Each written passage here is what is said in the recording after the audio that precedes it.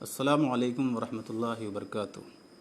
الحمدللہ رب العالمین والعاقبۃ للمتقین والصلاة والسلام علی سید المرسلین اما بعد فاعوذ باللہ من الشیطان الرجیم بسم اللہ الرحمن الرحیم۔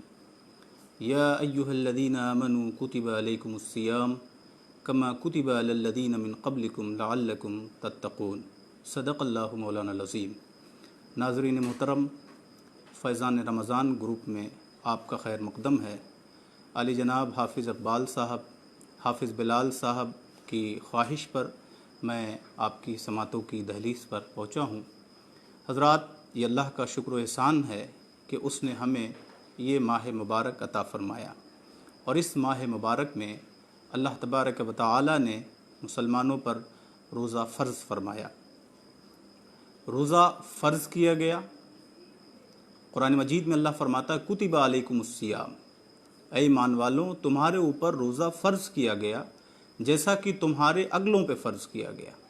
لعلکم تتقون، روزہ کی فرضیت کا مقصد یہ ہے کہ تمہارے اندر تقوی پیدا ہو جائے، تم متقی بن جاؤ، تمہارے اندر تقوی کی صفت پیدا ہو جائے۔ حاضرین محترم، یہ اللہ تبارک و تعالی کا احسان ہے کہ اس نے ہمیں یہ ماہ صیام، یہ ماہ رمضان عطا فرمایا، اس کی برکتیں عطا فرمائی، اور اس میں روزہ رکھنے کی توفیق عطا فرمائی۔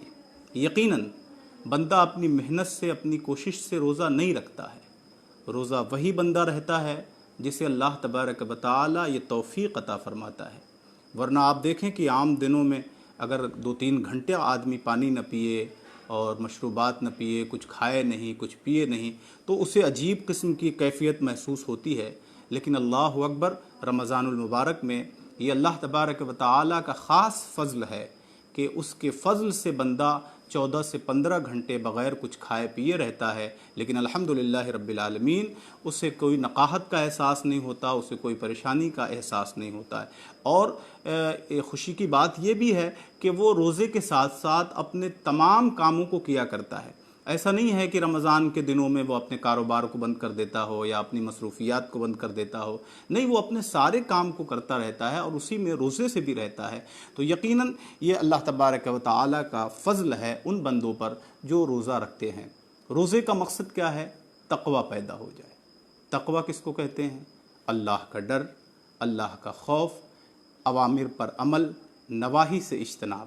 یعنی بندہ جب روزہ رہتا ہے تو اس کے اندر اللہ رب العزت کے احکام پر عمل کرنے کا جذبہ بڑھ جایا کرتا ہے، اور بندہ جب روزہ رہتا ہے تو تمام بے حیائیوں اور برائیوں سے اپنے آپ کو محفوظ کر لیا کرتا ہے۔ اسی لیے تو اللہ کے رسول صلی اللہ تعالی علیہ وسلم ارشاد فرماتے ہیں الصوم جنۃ، روزہ ڈھال ہے۔ ڈھال کا کیا مطلب؟ یعنی ڈھال ہے، جہنم کے عذاب سے بچانے والا ہے، جہنم کے عذاب سے روکنے والا ہے۔ جب کوئی بندہ روزہ رہتا ہے تو گویا وہ اپنے آپ کو جہنم کے عذاب سے آزاد کر لیا کرتا ہے۔ اور آپ دیکھیں روزہ اتنی عظیم عبادت ہے کہ اللہ تبارک و تعالی ارشاد فرماتا ہے الصوم لی وانا اجزی بہ، روزہ میرے لیے۔ یعنی یہ ایسی عبادت ہے جس میں کہیں سے کسی قسم کی ریا کا کوئی دخل ہی نہیں۔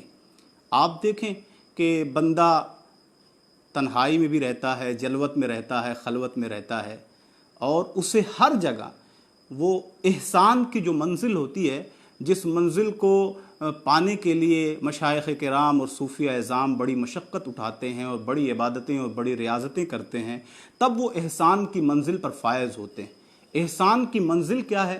یعنی بندے کو ہمہ وقت یہ احساس ہونا کہ اللہ تبارک و تعالیٰ اسے دیکھ رہا ہے، اور وہ اللہ رب العزت کی ذات سے اپنے کو چھپا نہیں پا رہا، ہمہ وقت اللہ اسے دیکھ رہا ہے۔ آپ دیکھیں کہ رمضان المبارک میں ہر بندے کو، چاہے وہ اپنے عمل کے اعتبار سے چھوٹا ہو یا بڑا ہو، ہر بندے کو احسان کا یہ منصب مل جایا کرتا ہے۔ یعنی وہ جہاں رہتا ہے اسے یہ احساس رہتا ہے کہ اس کا رب اسے دیکھ رہا ہے۔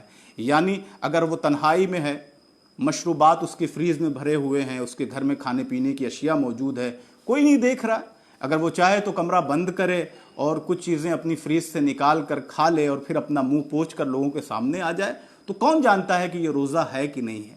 لیکن اللہ اکبر، بندہ तन्हाई में हो, जलवत में हो, खलवत में हो, जहाँ भी हो, हमा वक्त उसके दिल में ये एहसास रहता है, कोई देखे या न देखे, मेरा रब तो मुझे देख रहा है, मेरा खालिक तो मुझे देख रहा है। मैंने दूसरों और लोगों को दिखाने के लिए रोज़ा थोड़ी रखा है, मैंने अल्लाह की रज़ा के लिए रोज़ा रखा है, और मेरा रब मुझे हर जगह देख रहा है। तो अज़ीज़ान मिल्लत इस्लाम में इतना अजीम एहसास बंदा मोमिन को रोज़े की हालत में पैदा हो जाया करता है। और यकीनन इसीलिए तो फरमाया गया कि लअल्लकुम तत्तकून, ताकि तुम्हारे अंदर तकवा पैदा हो जाए। अब आप बताइए कि ये जो ट्रेनिंग एक महीना बंदा करता है, अल्हम्दुलिल्लाह रब्बिल आलमीन हमने 20 रोज़े की तकमील कर ली है और शब मग़फ़िरत में दाखिल हो गए हैं, अशरा मग़फ़िरत में दाखिल हो गए हैं। और आज तो एक खुसूसी शब है जिसे हम शब क़द्र भी कह सकते हैं, क्योंकि अल्लाह के रसूल सल्लल्लाहु ताला अलैहि वसल्लम ने इरशाद फरमाया है कि शब क़द्र को आखिर अशरे की ताक रातों में तलाशा जाए।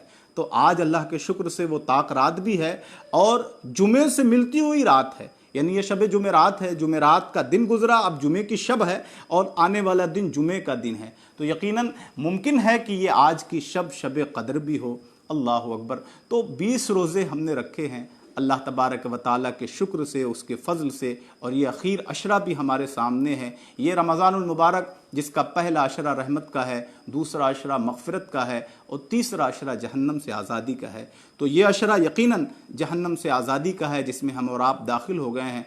अल्लाह के शुक्र से हमने 20 रोज़े रखे हैं। तो मैं अर्ज़ कर रहा था कि ये हमारी ट्रेनिंग हो रही है। अब ट्रेनिंग किस लिए होती है? आप देखें, जब कोई बंदा नया नया फ़ौज में दाखिल होता है तो उसको ट्रेनिंग कैंप में भेज दिया जाता है।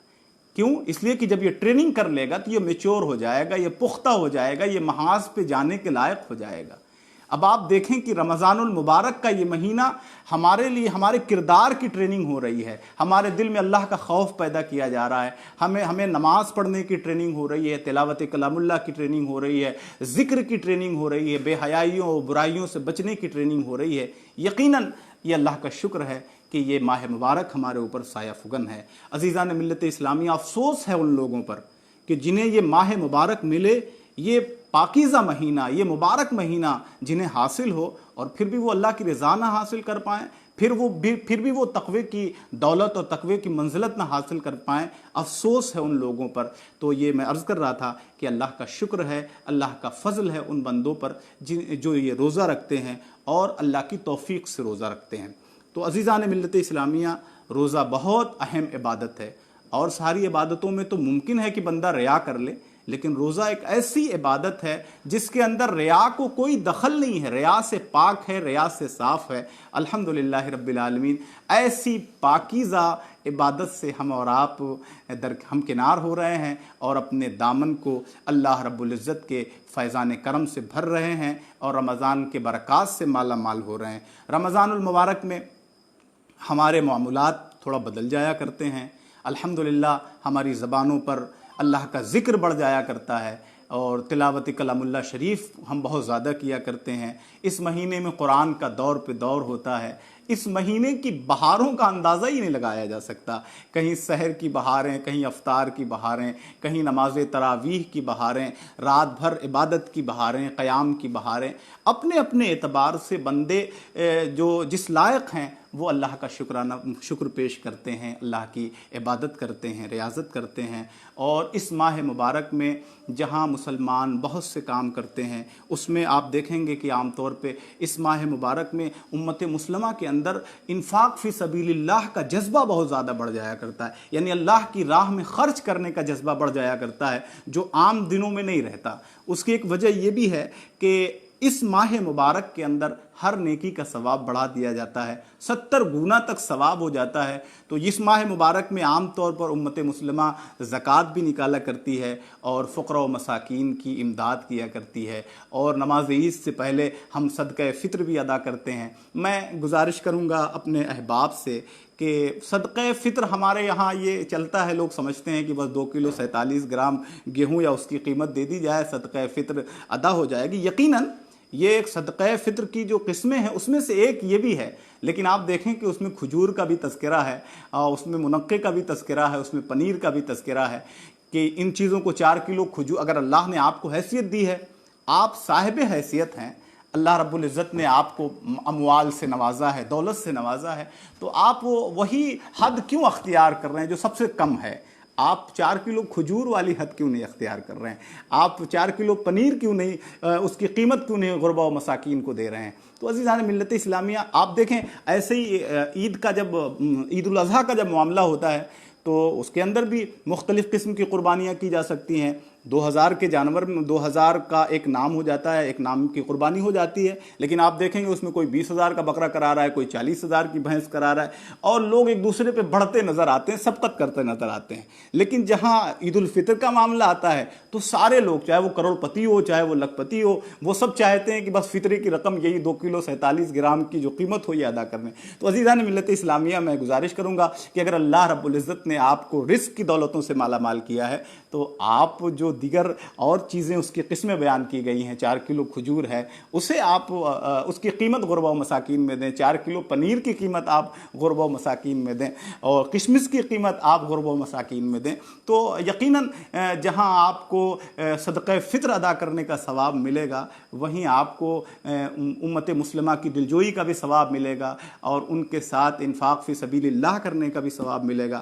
تو یہ ماہ مبارک بڑا عظیم مہینہ ہے، اور جتنی زیادہ کثرت کے ساتھ عبادت آپ اس میں کر سکتے ہیں یہ کیجئے۔ اسی ماہ مبارک کے اندر اللہ رب العزت نے قرآن کو اتارا، اللہ کی لٹکتی ہوئی ایک رسی ہے، قرآن اللہ کی لٹکتی ہوئی رسی ہے۔ گویا بندہ اگر اپنے رب سے کلام کرنا چاہتا ہے تو وہ تلاوت کلام اللہ شریف کرتا جاتا ہے اور اپنے رب سے کلام کرتا جاتا ہے۔ تو اس ماہ مبارک میں جہاں تک ممکن ہو سکے زیادہ سے زیادہ قرآن اور کریں، اور ناز ہی ہیں اگر ممکن ہو تو آپ ترجمے کے ساتھ قرآن پڑھیں، قرآن کو سمجھنے کی بھی کوشش کریں۔ اگر آپ کے آس پاس علماء ہوں، مشائخ ہوں، اور دین سے واقفیت رکھنے والے افراد ہوں تو آپ ان کے پاس بیٹھا کریں، ان سے بھی کچھ سیکھا کریں۔ اگر درس حدیث کا موقع مل جائے تو اس ایام میں آپ حدیث کے اسباق بھی پڑھ سکتے ہیں۔ تو جس طریقے سے بھی آپ اپنے دامن میں نیکیوں کا اضافہ کر سکتے ہیں، اس ماہ مبارک میں نیکیوں کا اضافہ بڑا ہی عظمت والا مہینہ ہے۔ اور اس مہینے کے بارے میں اللہ کے رسول صلی اللہ تعالیٰ علیہ وسلم نے ارشاد فرمایا کہ اللہ نے فرمایا ہے کہ روزے کی جزا میں دیتا ہوں۔ پتہ کیا چلا کہ جب آخری رات آتی ہے نا رمضان المبارک کی، تو بندے کی مغفرت فرما دی جاتی ہے۔ تو ایک صحابی رسول بارگاہ رسالت میں عرض کرتے ہیں، یا رسول اللہ، کیا یہ وہ مغفرت یہ وہی ہے جو شب قدر میں ملتی ہے؟ تو میرے آقا صلی اللہ تعالیٰ علیہ وسلم نے ارشاد فرمایا، نہیں، شب قدر میں نہیں، جب بندہ مزدوری کرتا ہے تو جب اس کا وقت پورا ہو جاتا ہے تو اس کا مالک اسے پوری قیمت عطا کر دیا کرتا ہے۔ ایسے ہی رمضان المبارک کا معاملہ ہے کہ جب بندہ مومن رمضان کے 1 مہینے کا روزہ رکھا کرتا ہے تو اللہ تبارک و تعالی اس کی مغفرت کر دیا کرتا ہے، اسے جہنم سے آزاد کر دیا کرتا ہے۔ تو یہ اللہ کا شکر ہے، اس کا احسان ہے کہ اس نے ہمیں یہ ماہ مبارک، یہ ماہ صیام عطا فرمایا۔ میں دعا گو ہوں اللہ کی بارگاہ میں، مولا تبارک و تعالی ہمارے روزوں کو قبول فرما لے، ہمارے صدقات کو قبول فرما، اور ہمیں کار خیر کی توفیق عطا فرما۔ میرے پاس وقت کم ہے، مجھے ابھی دوسرے ایک فیس بک چینل پہ ابھی مجھے پہنچنا ہے، تو میں گزارش کروں گا آپ سے معذرت کے ساتھ کہ اللہ تبارک و تعالی جتنی باتیں میں نے عرض کی ہے اس پہ ہم سب کو عمل کی توفیق عطا فرمائے۔ وآخر کلماتی الحمدللہ رب العالمین۔ السلام علیکم ورحمۃ اللہ وبرکاتہ۔